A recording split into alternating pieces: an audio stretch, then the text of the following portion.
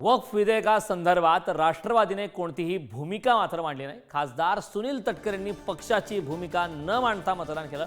अजित पवार यांच्या राष्ट्रवादीची भूमिका मात्र अद्यापही गुलदस्त्यात आहे। राज्यसभेत अजित पवार यांच्या राष्ट्रवादीचे 3 खासदार आहेत। राज्यसभेत अजितदारांचे खासदार भूमिका मांडणार का याकडे मात्र आता राज्याचं लक्ष आहे।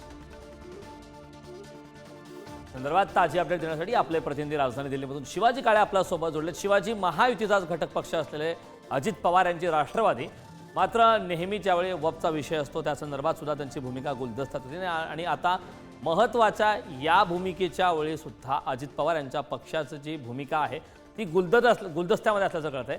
आगामी काळात या संदर्भात काही स्पष्टता येऊ शकेल का? अगदीच काल जर आपण पाहिलं असं संसदेमध्ये साधारण रात्री 1 वाजेपर्यंत चर्चा सुरू होती आणि संसदेमध्ये लोकसभेमध्ये खास करून जर पाहिलं तर अजित पवार यांच्या पक्षाच्या वतीनं एक खासदार आहेत सुनील तटकरे, त्यांनी या संदर्भात भूमिका मांडणं अपेक्षित होतं, कारण सर्व राजकीय पक्षांचे ज्यांचे एक खासदार आहेत जसं असुद्दीन ओवैसी असो किंवा इतर पक्ष असो त्या सगळ्यांनी आपली भूमिका मांडली आणि त्या ठिकाणी सर्वांची चर्चा जी होती ती देशाला पाहायला मिळाली। मात्र असं असतानाही सत्तेमध्ये असलेले आणि भाजप सोबत असलेल्या राष्ट्रवादी काँग्रेस पक्षाने आपली कोणतीही भूमिका मांडल्याचं पाहायला मिळालं नाही। त्यामुळे त्यांनी ही भूमिका का मांडली नाही हा सगळ्यात मोठा प्रश्न आहे।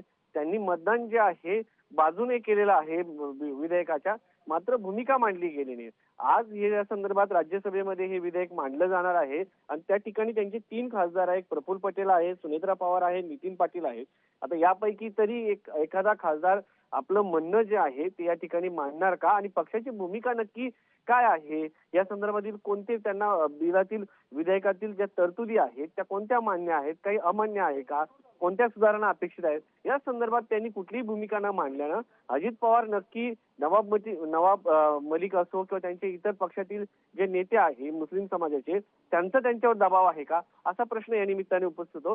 त्यामुळं अजित पवार यांच्या पक्षाने या संदर्भात भूमिका का मांडली नाही हा प्रश्न अनुत्तरित आहे आणि यावरती आज तरी अजित पवार यांच्या पक्षाचे जे खासदार आहेत राज्यसभेतले ते बोलणार का हा प्रश्न या निमित्ताने उपस्थित होतो।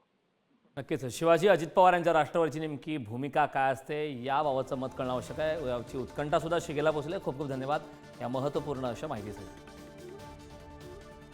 खासदार तटकरेंनी पक्षाची भूमिका न मांडता मतदान केलंय, मात्र आता राज्यसभेत या संदर्भात नेमक्या काय घडामोडी घडतात वक्फ विधेयकासंदर्भात राष्ट्रवादीची भूमिका अद्यापही गुलदस्त्यात आहे।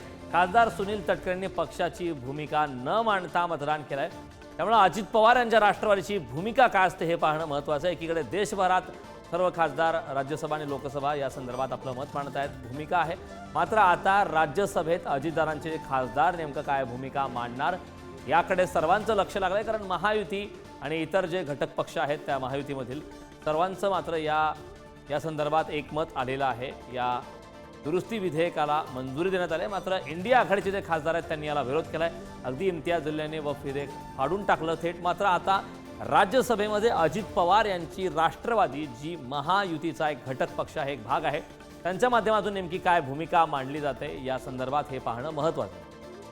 वक्फ विधेयकासंदर्भात अद्याप राष्ट्रवादीने भूमिका मांडलेली नाही, त्यामुळे या संदर्भात काय भूमिका मांडली जाते हे पाहणं महत्त्वाचं आहे। वक्फ विधेयकासंदर्भात राष्ट्रवादी अजित पवार पक्षाची भूमिका अद्याप गुलदस्त्यात।